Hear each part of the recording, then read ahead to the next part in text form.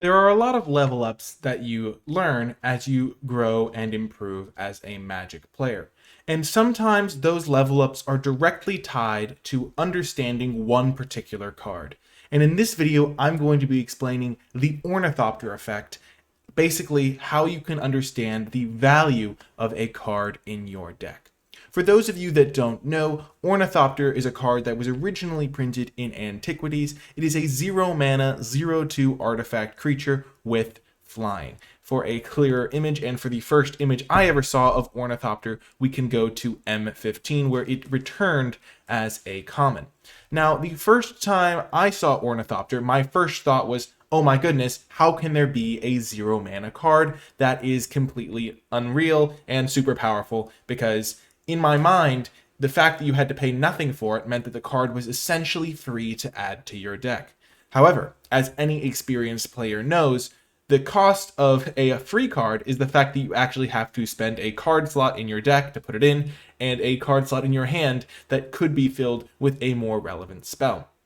Now, that isn't to say that free cards can't be incredibly powerful. One of the best cards ever printed in Magic the Gathering is Force of Will, a card that is almost always cast for free, and you actually have to pay an additional cost of a life point and exiling another blue card from your hand. That's how powerful free spells can be. Another example is Solitude, a recent addition to Eternal formats from the Modern Horizons 2 set that has completely changed the way those formats play out in many ways. It is a staple for a reason, because casting spells for 0 mana can be incredibly powerful. However, the problem with our friend Ornithopter is that it simply doesn't do anything. If you played infinite 0 mana 0/2s, if you could fill your entire deck with Ornithopter, it would not in fact help you win the game, because even if you started turn 1 with 7 of these in play, you wouldn't have anything to do with them. Now, obviously that's an extreme example because nobody's even allowed to play a full deck of Ornithopters, but it does explain the concept quite well. And that is, if you fill your deck with Ornithopters or you play cards that don't have a large impact on the game, then even if you are casting them for incredibly cheap,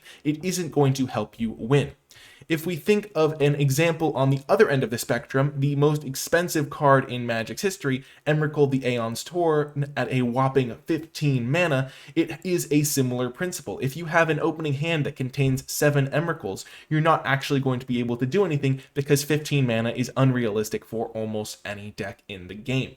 And similarly with Ornithopter, just because it has a 0 mana cost doesn't mean that it's actually going to have an impact. Just like the uncastable Emrakul, playing an Ornithopter in a lot of situations is not going to do anything. So when I realized that, when my friend explained it to me for the first time, it was a big level up moment for me, and it really helped me evaluate cards better. When you are choosing which cards to include in your deck, be that in draft or even in constructed, you need to make sure that the card is not only castable for your deck, but also does something that positively impacts your game plan.